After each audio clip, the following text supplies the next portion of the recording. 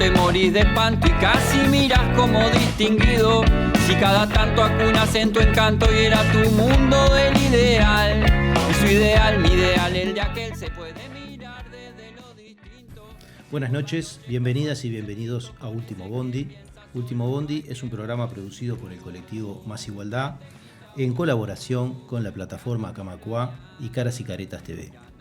Como es habitual, martes a martes traemos alguna idea para conversar con algunos invitados que nos ayudan a comprender, a arrimar reflexiones, a ordenar un poco la información y aquellos elementos necesarios para un debate político más fecundo. Y en este ciclo de ambiente en el que venimos trabajando, nos pareció que era imposible seguir hablando de ambientes sin hablar de políticas públicas, bueno, que ya hemos hablado incluso en los otros programas, de desigualdades, de relaciones sociales y también de territorio, ¿no? Y el territorio, hay quienes dicen que es la dimensión olvidada en muchas de las grandes discusiones de política, o aquella que ha entrado en forma más tardía a la discusión, y por eso hoy nos propusimos hacer un programa que se llama Territorio y Políticas Públicas, donde vamos a tratar de entender un poco la problemática social e institucional que vincula la sociedad, el ambiente, los sistemas productivos. Y para eso tenemos, como siempre, dos invitados, un invitado y una invitada que voy a pasar a presentar para que en estos minutos del día de hoy nos acompañen. Hoy está con nosotros Verónica Pastore. Verónica es arquitecta y magíster en ordenamiento territorial y desarrollo urbano, con especialización en procesos de planificación y gestión urbana. Es profesora adjunta de la Facultad de Arquitectura de la UDELAR y en el periodo de 2016 a 2020 fue asesora de la Dirección Nacional de Ordenamiento Territorial. También nos acompaña Manuel Chavalgoiti. Manuel es ingeniero agrónomo, es docente libre de la Facultad de Arquitectura y es exdirector nacional de Ordenamiento Territorial. Con ellos vamos a compartir estos minutos y en este primer bloque, como siempre, vamos a tratar de arrimar alguna idea sobre de qué estamos hablando y por qué estamos hablando de esto. Y entonces la primera pregunta refiere a una ley que en realidad refiere a un concepto, ¿no? Que ya está cumpliendo 15 años y que ha venido al ordenamiento normativo con importantes propósitos, ¿no? Y con una necesidad de atender cuestiones sustantivas de largo plazo. Me refiero a la Ley de Ordenamiento Territorial y un poco quiero arrancar preguntando, ¿qué es la Ley de Ordenamiento Territorial? ¿Cuáles son sus instrumentos? ¿Qué implicancias tiene para la política pública, para los gobiernos centrales y departamentales y demás, para así podamos tener un panorama más o menos general? Manuel, bueno, muy bien. Muchas gracias, buenas noches. Es un placer poder compartir este tiempo con ustedes y por supuesto con Verónica. La pregunta concreta que tú nos planteas me lleva a responderla de esta manera. El ordenamiento territorial es una política pública hoy vigente en el país que encontró el sustento para su desarrollo y su profundización en lo que es la Ley de Ordenamiento Territorial y Desarrollo Sostenible del año 2008. ¿Qué se busca a través de esta ley? Lo que se busca es tratar de orientar los procesos de uso, ocupación y transformación del territorio nacional en la dirección de la sostenibilidad del desarrollo. ¿Por qué planteamos esto? Porque no hay ninguna duda que las formas de uso y ocupación de nuestro territorio, la distribución de nuestra población en el país, etcétera, no se dio ni por azar ni por leyes divinas, se dio como resultado de procesos concretos, tangibles, sensibles, de decisiones de desarrollo social y económico, de un conjunto de políticas públicas de desarrollo que fueron orientando a que el territorio se ocupara como se ocupa, con una realidad, digamos, muy concentrada hacia el sur en su población, área metropolitana, un vaciamiento muy importante en el centro del país, etcétera, y otro conjunto de características no favorables para su desarrollo. ¿Qué es lo que trata la Ley de Ordenamiento Territorial? Sienta las bases para la construcción en el largo plazo de una nueva política que permita articular el conjunto de decisiones de desarrollo social y económico, de producción agropecuaria, de salud, de transporte, de vivienda, etcétera, etcétera, de modo que todas puedan converger en la construcción de un nuevo proyecto de territorio inclusivo, solidario, soberano, etcétera. ¿Qué persistía? ¿Qué pasaba en el país antes de la Ley de Ordenamiento Territorial? El territorio no estaba considerado en ninguna política pública. Por lo tanto, su construcción no era una decisión concreta, pensada, planificada, sino que, en todo caso, resultaba de las decisiones de política pública. Desarrollamos la forestación, desarrollamos la agricultura de secano, desarrollamos la vialidad de tal tipo, etcétera, pero simplemente el objetivo era ese, no era evaluar, digamos, qué territorio íbamos construyendo, qué relaciones se iban estableciendo en ese proceso. Por tanto, la Ley de Ordenamiento que con claridad define a como el conjunto de actividades transversales del Estado que tienen una finalidad común, o sea, el conjunto de políticas públicas que tienen por finalidad mantener la calidad de vida y profundizar la calidad de vida de la población, resolver la integración social en el territorio y promover el uso ambientalmente sustentable de los recursos, ¿verdad? Eso es el ordenamiento territorial, ¿tá? Que es una función del Estado, que no la cumplen organismos privados, sino que la cumplen los organismos del Estado que tienen competencia para organizar justamente el uso y ocupación del territorio. Y lo hacen a través de un conjunto de instrumentos, de estrategias, de planes, etcétera, ¿verdad?, que deben ser articulados y coordinados en el tiempo y en el espacio. Esto no existía en el país antes de la ley de ordenamiento, esta conceptualización.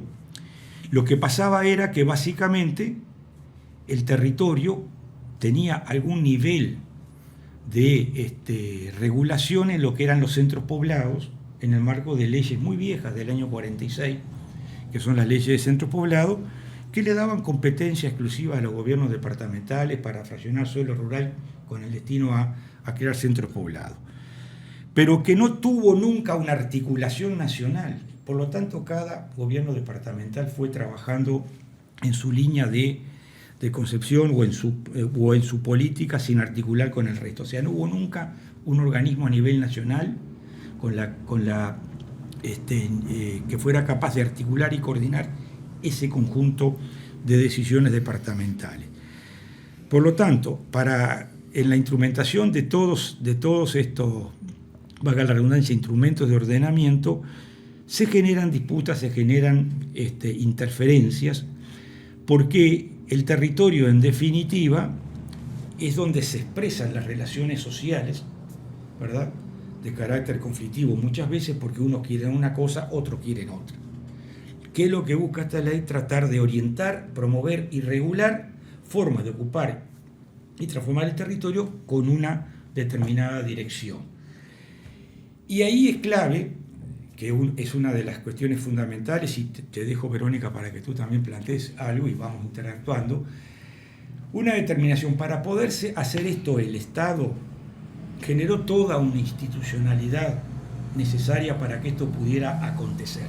Distribuyó competencia entre el gobierno nacional y gobiernos departamentales, no así municipales, porque en aquel momento no estaba creado el tercer nivel de gobierno, promovió la planificación como instrumento sustantivo para llevar adelante el desarrollo y promovió la participación en todas sus escalas a los efectos de lograr niveles de transparencia y democratización en la toma de decisiones, cualquiera fuera el nivel.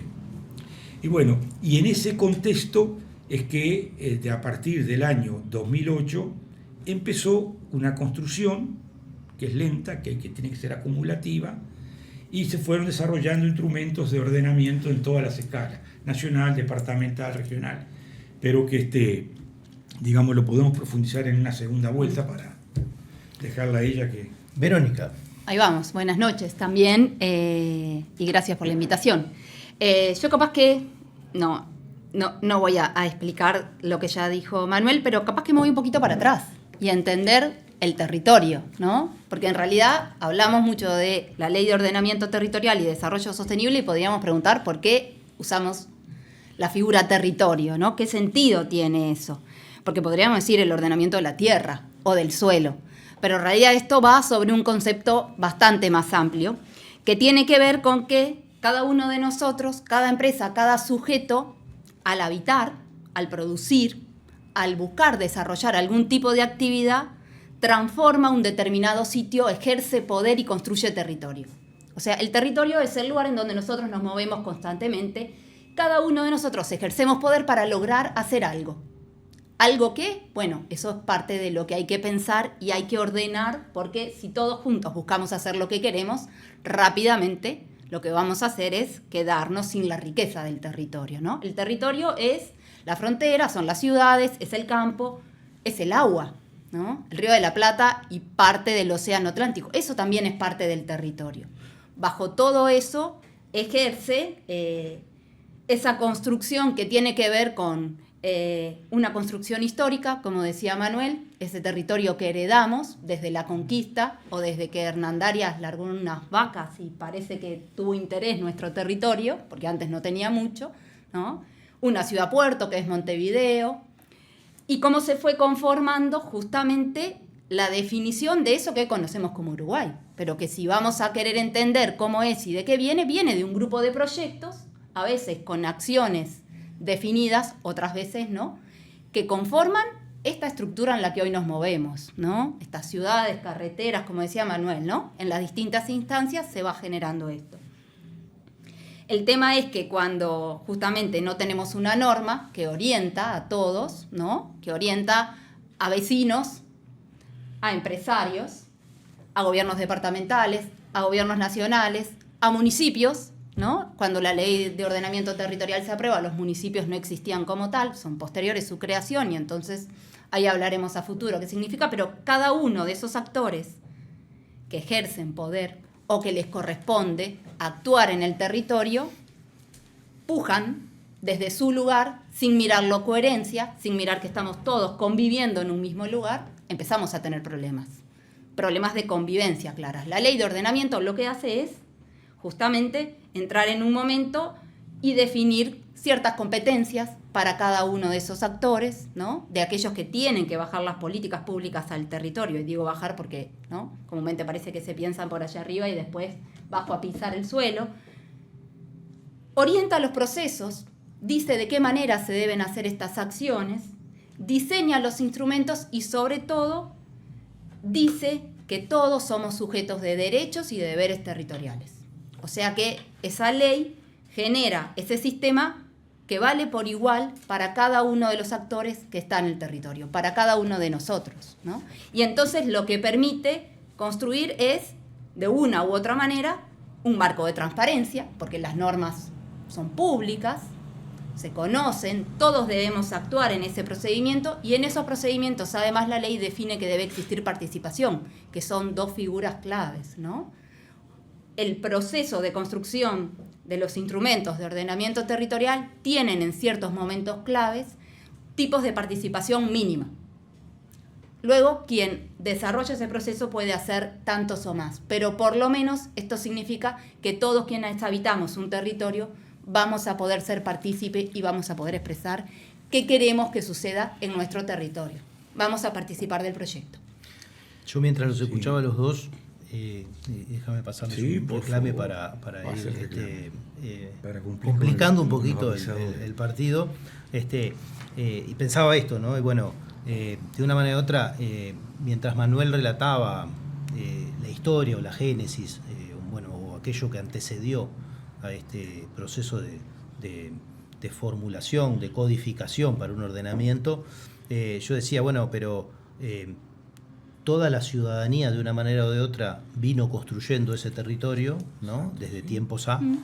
Lo único que lo vino haciendo en el imperativo de su posibilidad y en arreglo a su capacidad.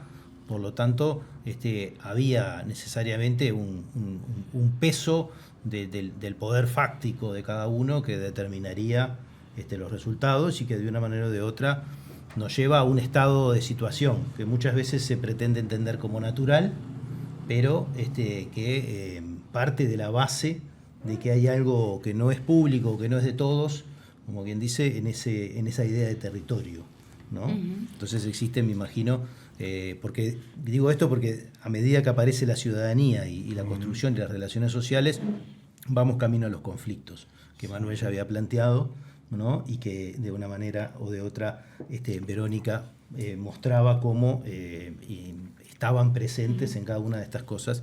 Y quizás en relación por lo menos a los conflictos ambientales, que es lo que hacen un poco al ciclo de programa que estamos haciendo en este caso, hasta fue un cierto adelanto, ¿no? La existencia de la ley, no para todo lo que se había hecho atrás, ¿verdad? Pero sí es cierto que 2008 es un momento temprano para un montón de enormes transformaciones que se dieron en este país desde esos momentos hasta ahora, ¿no? Bueno, entonces, acá un poco quiero centrarnos en el asunto de la ciudadanía, ¿no? Pero no de la ciudadanía solamente organizada como en los espacios que la ley provee para organizar, sino también como grupos de presión que in situ fueron definiendo el territorio, ¿no? Exacto. Sí, mirá, para responder tu pregunta, una cuestión previa que me parece importante dejar y que tiene que ver con el tema de los conflictos. La propia ley reconoce la existencia de estos conflictos y lo enuncia con estas palabras, ¿está? Reconoce concurrencias de competencia entre organismos nacionales, departamentales y dentro de ellos, y conflictos de intereses en el territorio, porque el territorio es disputa, ¿verdad? Es expresión de diversos intereses. Por eso es que el ordenamiento territorial, de alguna manera, de manera un tanto coloquial, podríamos entenderlo como que no cualquier actividad se puede desarrollar en cualquier lugar ni de cualquier manera. Entonces, ¿cómo lo hacemos? Bueno, se deben avanzar en los procesos de ocupación y uso a través de la generación de instrumentos que promuevan y regulen esa forma de ocupar y usar el territorio. Entonces, ¿por qué puede tener esa capacidad los instrumentos de ordenamiento? Porque la ley expresa con total claridad de que el solo hecho de detentar la propiedad del suelo o de un territorio no es motivo para que tú hagas lo que quieras. Queda restringido el derecho de propiedad en función de lo que dispongan los instrumentos de ordenamiento. Y eso me parece bien potente, que lo quería plantear porque se vincula con... Yo te voy a plantear de que lo plantees dentro de un minuto, porque si no nos vamos... Ya yo mismo me cambié de bloque en esto y este tema como que va a dar para explicarlo todo. Perfecto. Así que en un minuto seguimos en el segundo bloque de Último Bondi hablando sobre este asunto de la ley de ordenamiento territorial.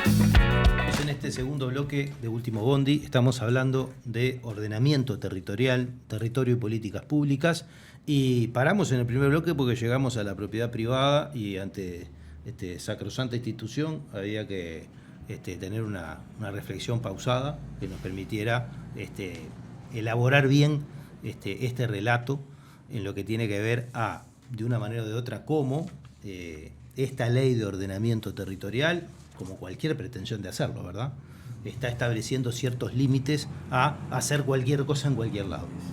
Así que, Manuel, seguí como venías. Bueno, no, básicamente esa era un poco la...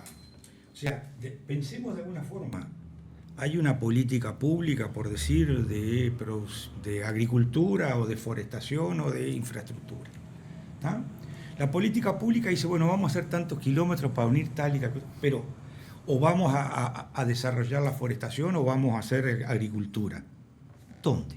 La localización de las actividades en el territorio no es inocua, ¿tá? Por eso es que se plantea que no cualquier cosa en cualquier lugar. Cuando yo ocupo un territorio con una actividad en este país, por lo menos desde el alambramiento de los campos en 1870 a la fecha, estoy desplazando otra actividad, ¿tá? No hay territorio virgen para ocupar en este país. Cada vez que ocupo algo, saco algo que estaba, ¿se entiende? Entonces, es ahí donde se empieza a generar tensiones, conflictos, disputas entre lo que había y lo que quiere haber.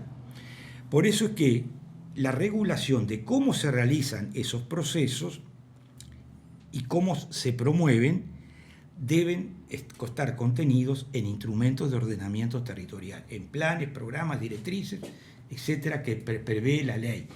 Y esto lo hace porque justamente, no sé si quedó en el bloque anterior, dice con total nitidez la ley de ordenamiento de que las disposiciones de los instrumentos de ordenamiento territorial, que son instrumentos que tienen aprobación legal, tienen la capacidad de limitar el ejercicio del derecho de propiedad para que se adecue a las mismas. ¿Por qué? Porque la ley, según el artículo de la Constitución, creo que es el 7, no recuerdo bien el número, justamente plantea de que el derecho de propiedad puede ser limitado por razones de interés general y en la ley. Y por eso es que esta ley lo dice con total nitidez. Verónica. Vuelvo a donde quedó Manuel, como hicimos Volvé a donde hoy, quedó Manuel, ¿no? y ya de cara un poco a plantear esto que hacia dónde veníamos, ¿no? Venimos acercándonos a los conflictos ambientales, podríamos decir socioambientales, ¿no? ¿Qué está pasando hoy? El segundo artículo de la Ley de Ordenamiento dice que se declara de interés general al ordenamiento territorial. Y entonces ahí en donde está hablando de que hay un interés que responde a todos como sociedad, ¿no? Y que implica llegar a un cierto nivel de construcción colectiva, ¿no? En donde asumimos que queremos avanzar con un proyecto país o con un proyecto territorio a nivel país, a nivel departamental, a nivel municipal. Y es ahí en donde si desarrollamos todo ese proceso que define la ley para la construcción de los instrumentos, se supone, todos tuvimos la oportunidad de participar, de decir lo que pensábamos, se aprueba y todos vamos a trabajar por ese objetivo común que nos pusimos, que es que ese territorio se desarrolle de tal manera que ese recurso natural o cultural se utilice de tal o cual manera, pero a veces, y últimamente estamos viendo bastante de eso, surgen algunas chispas, ¿no? Algunas chispas que normalmente tienen que ver con inversiones privadas, con la tenencia del suelo, justamente cuando vuelvo a querer hacer que prime lo mío ante lo de todos, ¿no? Y ahí tenemos que entender que el valor de lo mío es por lo que hicimos entre todos, ¿no? El valor del suelo tiene que ver con la construcción de infraestructuras, de espacios públicos en las ciudades, de equipamientos. Eso es lo que le da el valor a ese lugar y que desde ahí uno pueda ganar haciendo algo más. Ahora, esto que vos estás planteando tiene una cierta característica perenne, como quien dice, ¿no? En el sentido de que permanentemente va a estar en tensión. Sí, por supuesto. ¿no? O sea, son instrumentos para administrar una tensión que debe existir, que va a existir, porque el interés particular, privado o colectivo, pero particular, ¿no? Que puede ser de un poblado entero, que puede ser de una empresa, que puede ser de un departamento, ¿no? De un municipio, puede entrar en contradicción con lo que podríamos tratar de esbozar como interés general o como visión general, que tampoco es fácil de definir, ¿verdad? O sea, como que esta ley es difícil de asir en algunas cosas porque uno se pincha cuando la va a agarrar, ¿no? ¿Puedo contestar primero yo? Sí. La ley no dice que una vez aprobado un instrumento nunca más se pueda revisar. Ajá. Todo lo contrario. La ley dice esto se va a poder revisar en el momento en que lo diga el instrumento o cuando exista, ya sea en un gobierno departamental, en el gobierno nacional, una razón imperante para hacerlo. Y establece cuál es el procedimiento. Eso sí lo establece la ley, ¿no? No es porque a mí me interesa o porque a un inversor le interesa cambiarme algo que yo voy a ir y lo voy a cambiar per se. Rapidito, que es parte de los conflictos que estamos viviendo, ¿no? Hay procedimientos. ¿Vos te referís a los conflictos porque eso tiene que ver con excepciones que se hacen a la reglamentación general o porque el proceso natural de revisión es conflictivo? Es un poco todo, ¿no? A ver, es eso, el territorio es conflicto, el territorio es puja de poder. Van cambiando nuestra cultura, ¿no?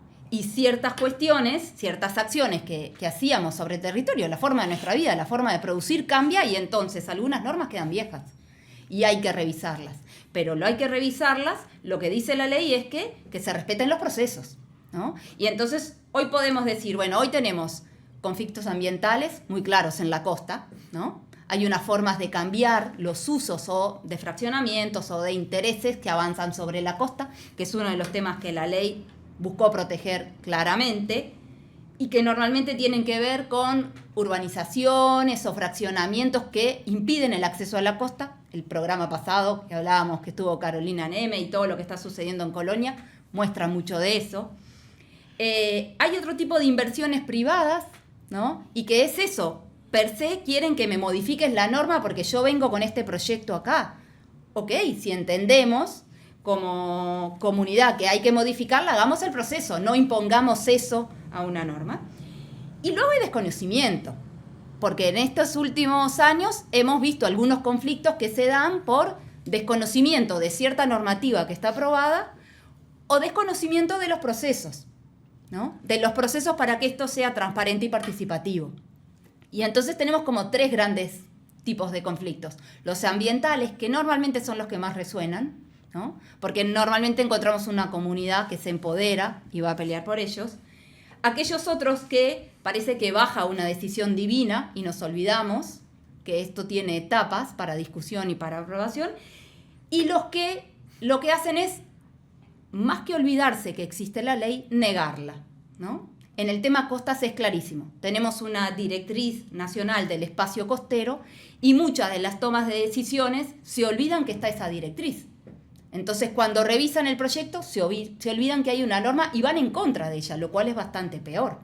Entonces, hay como ¿Y cómo van en contra? ¿Por la vía de excepción? ¿Por cómo hacen para estar en...? Porque es ilegal lo que están haciendo. Porque no la toman en cuenta y, por tanto, aprueban cosas que van en contra de lo que se definió en ella. Al no tomarla en cuenta, al hacer como que no existe, tenemos un problema. ¿Pero existirían recursos legales del Estado para...? No han habido, incluso, para terminar lo que ya planteaba, algunas normas tomadas fuera de ley, fueron recurridas en el Parlamento por ediles de juntas departamentales y el Parlamento terminó resolviendo de que aceptaba el recurso y eliminando los decretos departamentales que iban contra la ley. Esto pasó ahora, en este año pasado, en el caso de Río Negro y en el caso de Rocha.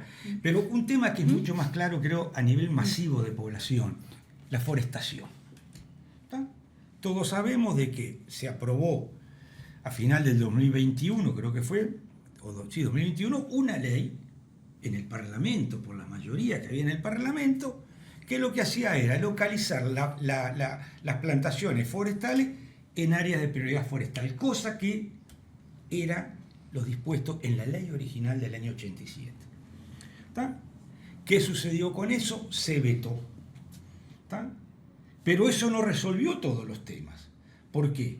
Porque las directrices nacionales siguen vigentes, que justamente mandaban a las plantaciones a las áreas de prioridad forestal, y las directrices departamentales, que también son ley porque son aprobadas por las juntas departamentales, decían, te pongo un ejemplo, San José y Colonia, de que solo se podía plantear en suelo de prioridad forestal. ¿Por qué? Porque en ese territorio los gobiernos departamentales del momento, los pobladores, etcétera, entendieron de que su modelo de ocupación en el territorio no era bueno, que la forestación sustituyera actividades de pequeña y media escala, quesero, artesanales, etcétera, etcétera. Entonces, ¿cómo se expresa el conflicto hoy en día después de ese veto de la ley?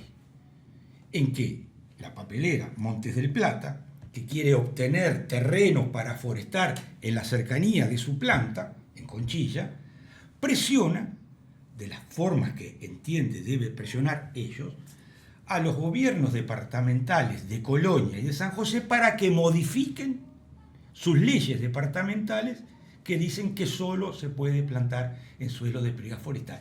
Ese es un conflicto hoy, es una disputa hoy en desarrollo. ¿Está? Modifiquen y mientras tanto se den excepciones, ¿no? Entonces, justamente, hago fuerza para que cambie. Exacto. Y en el mientras tanto, por el costadito, voy horadando y construyó las excepciones. Bueno, entonces se van construyendo relaciones, tensiones entre poderes, etcétera, entre lobbies, bueno, que van desarrollándose ahora con el marco de esta ley, de alguna manera, que da marco y que tensiona en estos conflictos.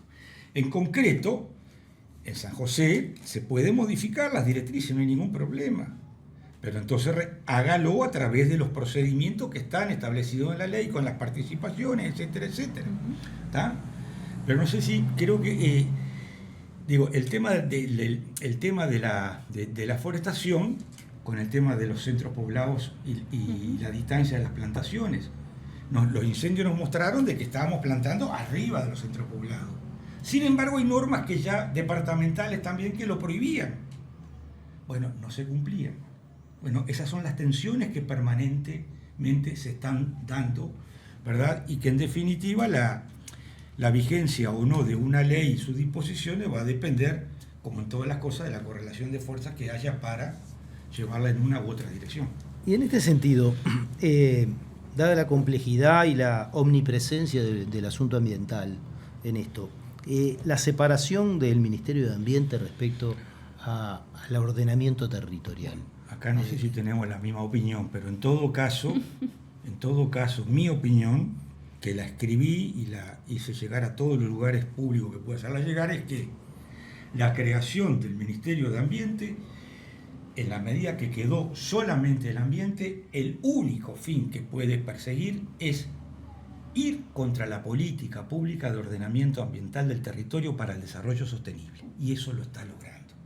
Se planteó crear un ministerio para jerarquizar una política ambiental y lo que podemos ver en los hechos es que lo que ha hecho es, perdón la redundancia, desjerarquizar la política ambiental, transgrediendo cuanta norma hay.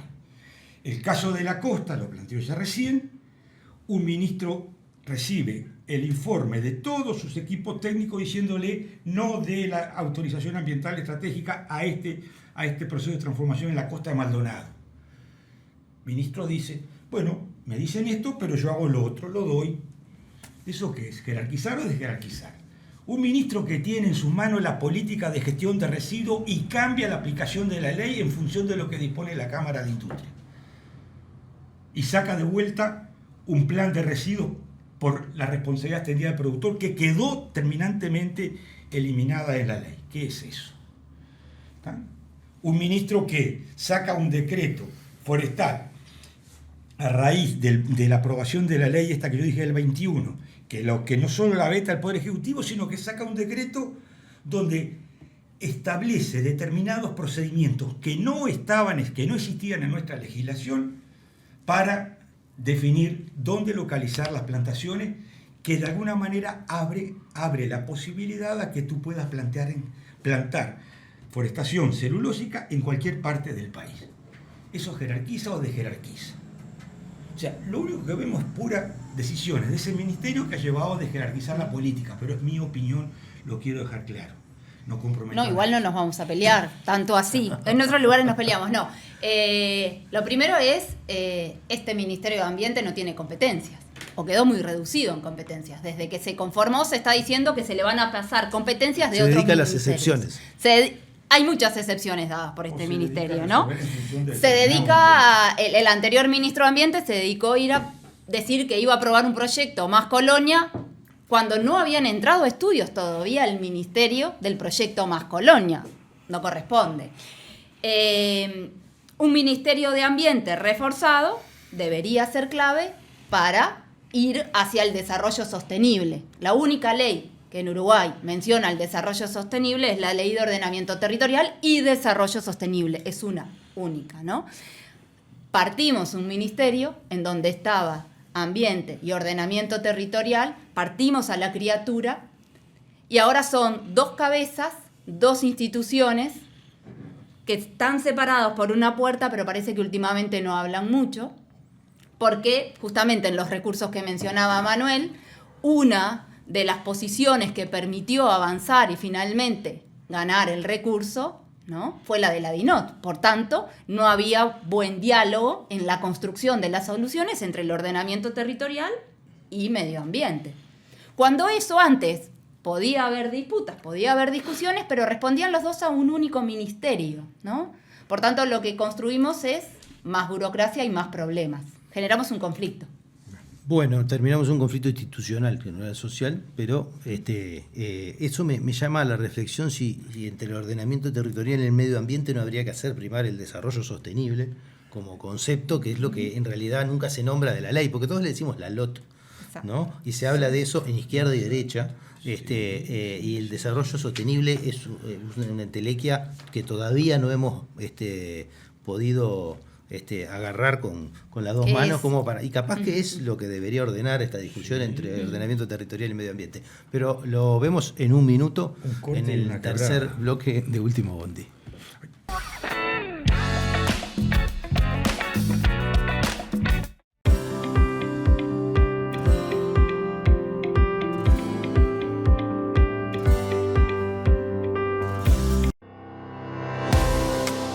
Nos une la defensa del trabajo y el derecho al descanso, apostando a crecer juntos y juntas. Nos une la memoria y una historia de lucha que llevamos con orgullo. Nos une jugar y divertirnos sintiéndonos iguales, caminando, sin dejar atrás a nadie. Nos une la democratización de la palabra. Nos une lo que nos emociona y moviliza. Nos une compartir y soñar el futuro. Con AEBU tenés derechos. AEBU, un sindicato, una comunidad.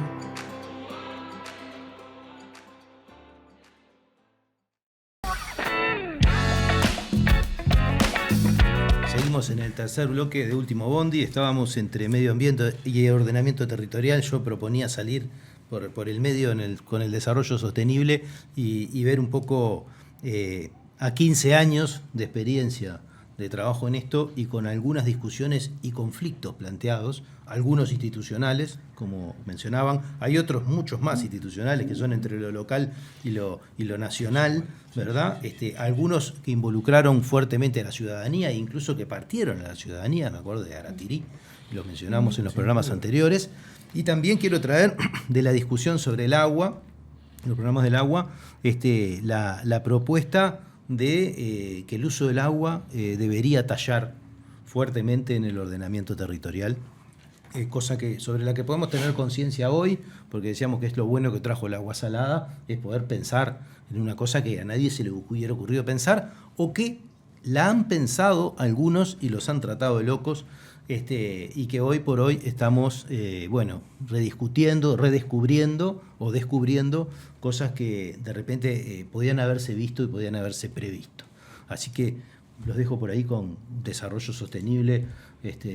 Y peleando. Yo capaz que vuelvo por el lado de lo que veníamos. ¿Para qué sirve el OT? ¿No? El ordenamiento territorial.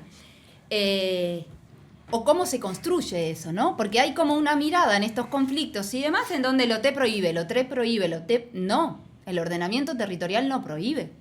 El ordenamiento territorial busca encauzar acciones, ¿sí? Es una herramienta y como eso la tenemos que entender, es parte de esa construcción de estos 15 años, de que se entienda que es una herramienta que lo que busca es mejorar las situaciones de la convivencia, las condiciones de todos aquellos que habitamos nuestro territorio, y ahí digo todos, no solo las personas, ¿no? Porque el ambiente no está solo generado por las personas. Tenemos animales, tenemos plantas, tenemos otra sumatoria de qué, me quedé trancada, de seres, ¿no? Que convivimos en un único territorio.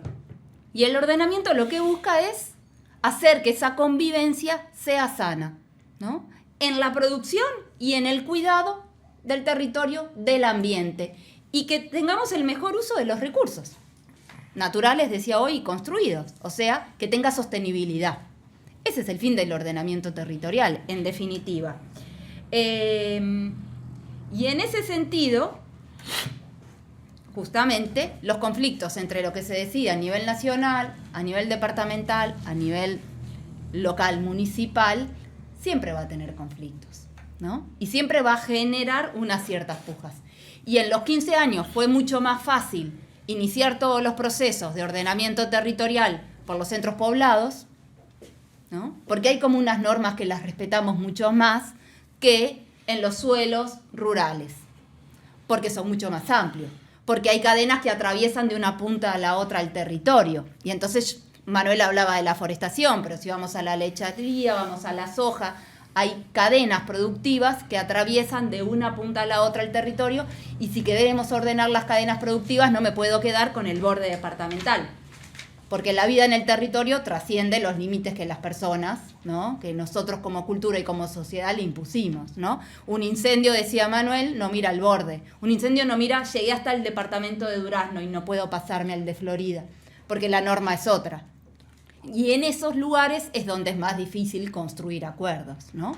Y por eso, en los primeros 15 años se avanzó muchísimo y prácticamente todas las ciudades de más de 20.000 personas tienen un instrumento de ordenamiento territorial aprobado, pero en términos de instrumentos de ordenamiento a nivel nacional, tenemos 2, 3, tenemos algunos regionales, ¿sí? Pero es lo que es más difícil de lograr construir acuerdos, porque las pujas son mucho más fuertes.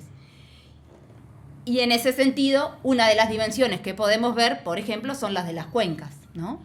Que es otra, no solo las cadenas, sino los procesos naturales. Con la crisis del agua que estamos teniendo hoy, tenemos que entender que la cuenca del río Santa Lucía empieza en la ciudad de Minas. Y muy cercano a las nacientes hay un vertedero municipal. Entonces lo que sucede en Minas termina llegando al agua que consumimos en Montevideo. Y si no miro todo ese territorio, en algún momento, si no me pongo de acuerdo con todo eso, va a ser muy difícil. Entonces, uno de los grandes debes es la mirada sistémica, entender que las cosas trascienden a nuestros cupos de poder político-administrativo departamental y empezar a entender que esto atraviesa de un lado al otro. De alguna manera, tú preguntaste a ordenamiento territorial, ambiente, desarrollo sostenible, ¿verdad? Yo te hago esta aseveración. La principal política ambiental construida en este país es la política de planificación y ordenamiento ambiental del territorio para el desarrollo sostenible. O sea, esa ley llamada LOT, y de ese, si le ponemos toda la cuestión, yo le digo para el desarrollo sostenible, no I, pero ese es otro tema, es una ley que tiene una concepción del ambiente del comienzo al final. ¿Tá? Esa separación de la gestión ambiental de la gestión territorial son parte de los relatos que se han ido instalando y de las chacras que se han ido chocando a lo largo del tiempo. ¿Por qué estoy planteando eso? El ordenamiento territorial dice que refiere al conjunto de acciones transversales, de hecho, de otra manera, al conjunto de políticas públicas de desarrollo social y económico que todas en su conjunto tienen que tener una finalidad. ¿Cuál es esa finalidad? ¿Tá? Mejorar la calidad de vida de la población, promover la integración social en el territorio y el uso ambientalmente sustentable y democrático de los recursos naturales y culturales. Y cultural. Ahora, o sea, es el objetivo central del ordenamiento del territorio como instrumento, justamente es el desarrollo sostenible de una perspectiva ambiental. Que no agotemos nuestras capacidades. Esa separación es artificial.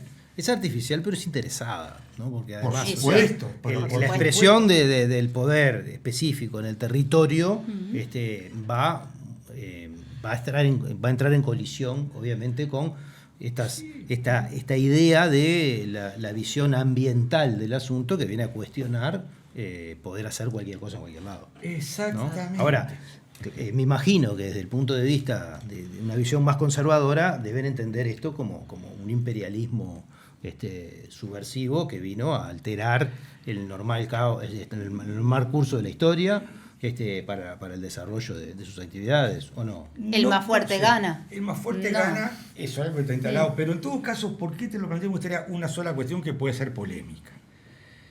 Los otros instrumentos ambientales, o para la gestión ambiental, la ley de impacto ambiental, la ley de impacto ambiental, las áreas protegidas y otro conjunto de instrumentos, son hijos de una concepción donde dice, el privado hace y el Estado va y mira a ver si le mejora tal o cual cuestión. ¿Qué hace el estudio de impacto ambiental? No actúa anticipadamente a las decisiones de ocupar, usar y transformar el territorio. No, está la decisión, vamos a hacer esta industria, chequeame a ver si no se me escapa algún gas, alguna ¿Cuáles son cuestión. las acciones de mitigación? Exactamente, las acciones de mitigación o de compensación. O sea, ya admite de que puedo destruir el ambiente porque lo voy a compensar.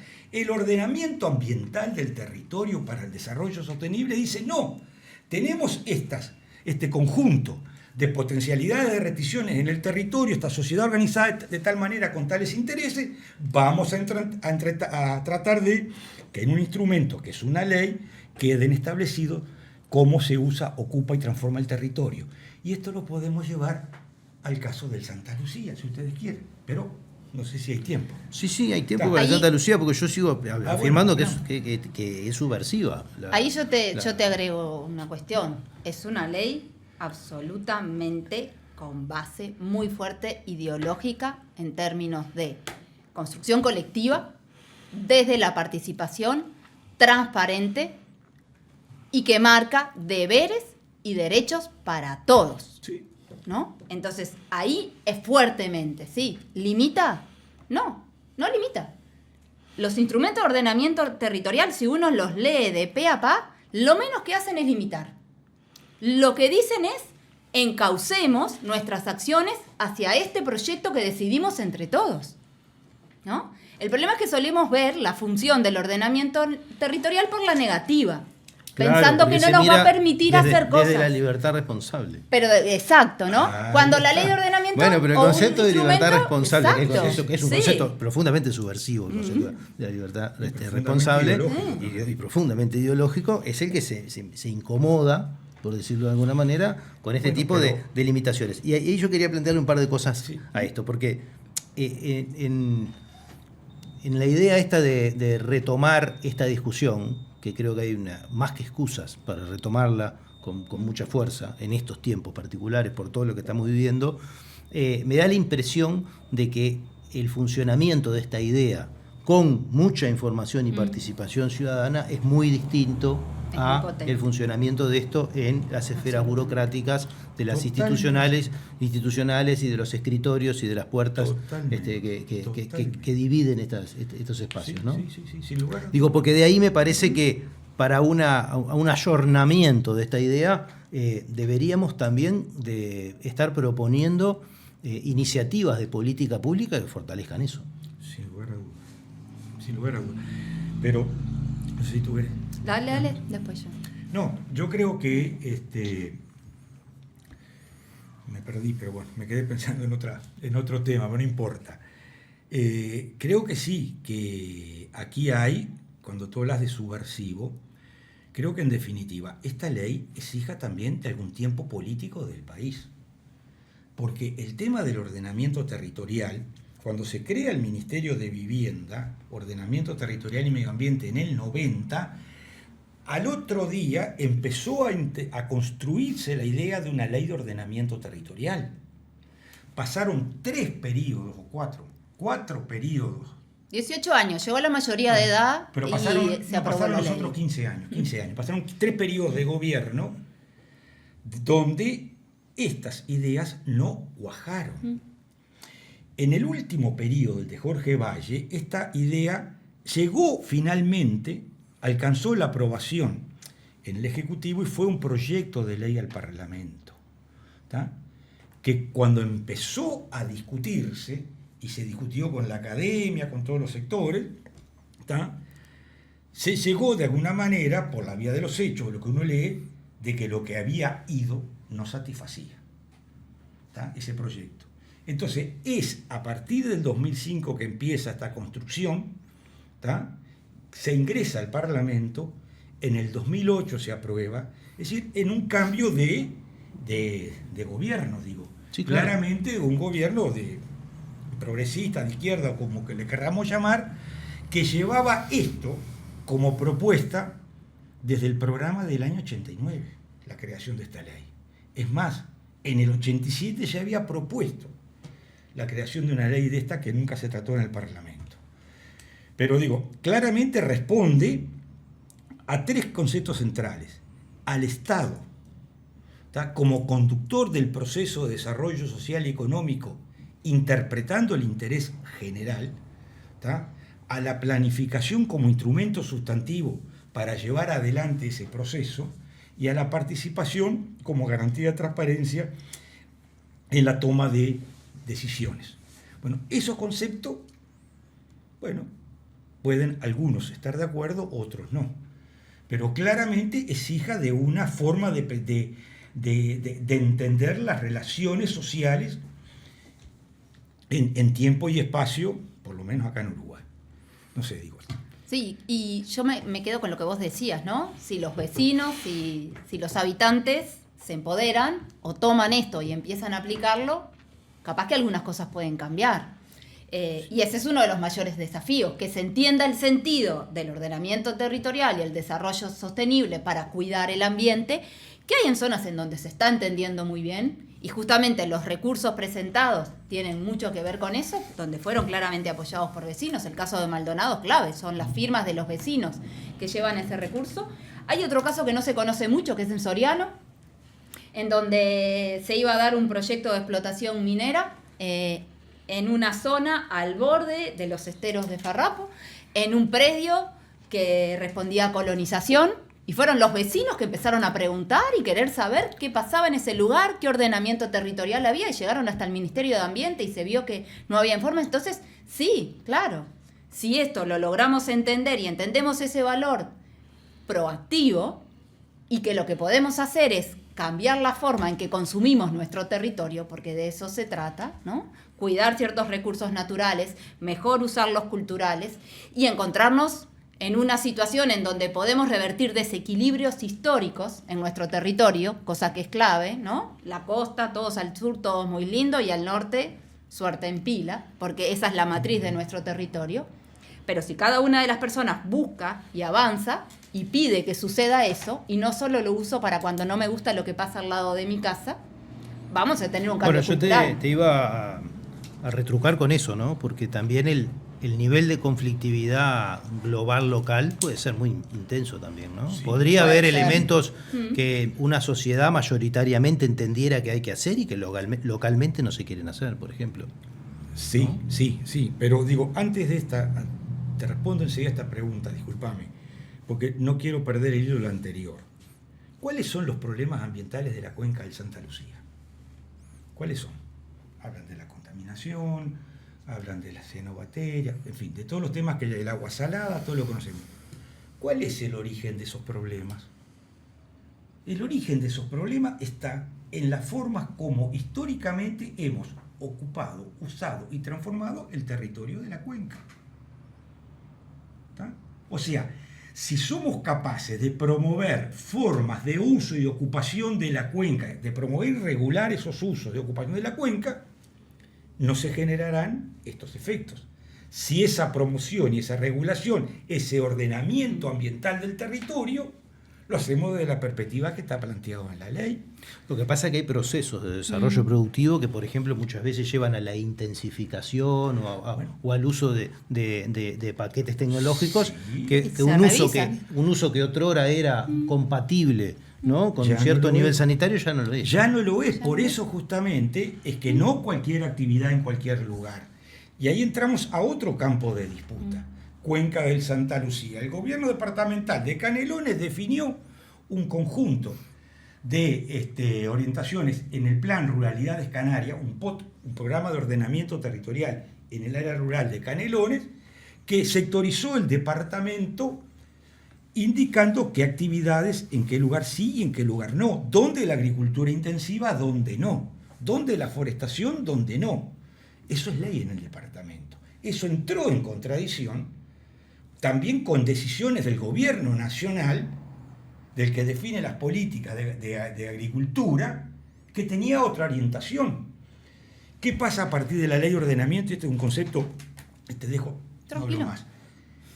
La ley de ordenamiento, en su distribución de competencia entre lo nacional y lo departamental, ¿verdad?, entre las atribuciones del gobierno nacional y de los gobiernos departamentales, le otorgó la competencia, o le asignó la competencia a los gobiernos departamentales para definir los usos en el territorio a partir de un instrumento de categorización de suelo. Es decir, son los que definen cuál es el suelo rural, cuál es el suelo productivo, natural, etcétera, urbano, etcétera. Pero las políticas públicas de desarrollo, de agricultura, de infraestructura, etcétera, son de la órbita del gobierno nacional. ¿Tá? Entonces, es cierto, la competencia que tienen los gobiernos departamentales, que aclaro, no es ilimitada. Es mientras hagan esas cuestiones en el marco de los procedimientos que la ley establece. Pero en una contradicción nacional local, ahí quien manda. Lo que estoy planteando es de que hay que articular intereses nacionales con intereses departamentales. Como hay que articular intereses nacionales entre sí, el Ministerio de Ganadería o la producción agropecuaria o industrial con la política ambiental y territorial. Esa articulación y coordinación que la ley asume debe ser realizada de manera potente, le crea una institucionalidad y establece el espacio institucional, único espacio legal que hay en el país, con participación de los dos niveles de gobierno, que es el Comité Nacional de Ordenamiento Territorial para el Desarrollo Sostenible. Ahí se sientan ministros, intendentes, el presidente del Congreso, y discuten temas, ¿verdad? Discuten conflictos, discuten acuerdos, para resolver estas tensiones. Ahora, si eso no funciona como ámbito de construcción transitar, de acuerdo. de construcción de acuerdo, ¿verdad? Evidentemente los acuerdos se dan por otro lado, o los desacuerdos, y triunfa el que tenga más poder en el momento particular de que se trate. O sea, eso está previsto todo en la ley, ¿tá? El tema es que eso hay que hacerlo funcionar, y eso implica una cultura que rompe con el chacrismo. Que yo soy ministro de Agricultura, fijo la política agropecuaria, pero si yo cuando fijo la política agropecuaria no defino dónde y en qué lugar y de qué manera van a ir las actividades, si yo renuncio a eso, eso lo va a definir alguien. El mercado en general o también los gobiernos departamentales. Entonces, esos conflictos se reducen, o sea, existen, la ley los prevé, los entiende y da el mecanismo de solución para ellos. Perdón, el ámbito donde resolver democráticamente ese conflicto. Verónica, ¿algo más? Y yo no, es difícil agregar más ya. Es difícil. Es muy difícil. Yo lo que sí te diría, cerrando lo que dijo Manuel, es que justamente es la base del ordenamiento territorial entender que el territorio es dinámico y que constantemente cada acción que hacemos repercute en otros y genera conflictos. Entonces no es una figura cerrada, por definición, el ordenamiento territorial no es una figura cerrada. Es abierta y está en constante cambio. No puedo cambiarla todos los años. No puedo cambiar porque me llegó la idea divina de... Hay procedimientos. Eso es lo que define. ¿Cómo lo hago? ¿Cómo transcurre la definición de las definiciones de gobierno nacional a gobierno local? ¿Cómo se van emparejando? Porque incluso la ley no dice es primero lo nacional y después lo departamental. Lo que dice es cada uno tiene sus competencias y tiene que ser coherente lo que hacemos en el territorio. Y después, como decía Manuel, establece si hay una disputa, cómo se resuelve la disputa. Lo que tenemos que hacer, por tanto, es gestionar los territorios y gestionar nuestros intereses. Ese es el mayor desafío, ¿no? Y a tu pregunta de ¿y ahora qué? 15 años, estamos en la adolescencia ¿y qué? Bueno, la gestión de los territorios es el gran desafío. Bueno, nos tenemos que ir. Creo que recién empezamos, pero me parece que nos esperan tiempos intensos y que la conflictividad ambiental va a hacernos replantearnos y volver a leer y volver a discutir este tipo de cosas. Explotar el dinamismo que tiene el instrumento para actualizar las reglas de gestión y de convivencia en el territorio. Y bueno, yo lo que sí veo de lejos y en relación con el resto de las otras propuestas de discusión ambiental que hemos desarrollado, que el tema de la participación ciudadana y la comprensión política y el dimensionamiento político de los asuntos es fundamental. Para no caer en lo imperativo de lo local, ni para prescindir desde la regla general de la opinión del que lo va a padecer concretamente en el lugar, ¿no? En esa tensión muy difícil de administrar, en un lugar, en un rincón del mundo donde continuamente se ejercen presiones, ¿no? Para el uso de los recursos naturales, poderosísimas presiones que además de la mano de las promesas de empleo, desarrollo y demás cuestiones, ablandan o relajan, ¿no? Muchas otras alertas que uno podría tener sobre estos asuntos, y se terminan construyendo escenarios muy difíciles, ¿no? Porque es muy fácil desde determinadas tentaciones de presionar sobre, muchas veces sobre población que en su sano interés por el trabajo, por tener algo de qué vivir, no necesariamente maneja la información global que se debe tener a veces para tomar estas decisiones, o no hay quien contemple una alternativa para construir un lugar para esa gente, ¿no? Muchas veces en los debates en nuestros países subdesarrollados se dan en esos términos, ¿no? Se toma la mejor de las peores opciones, entre muchas malas opciones, por decirlo de alguna manera, por no tener una propuesta de desarrollo sostenible.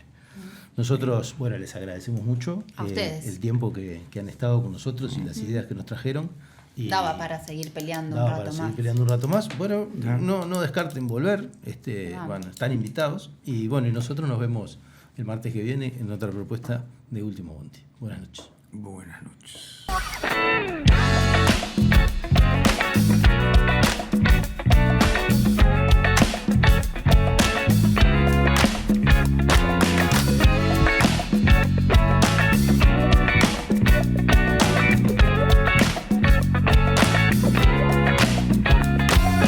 Tanto te morís de espanto y casi miras como distinguido.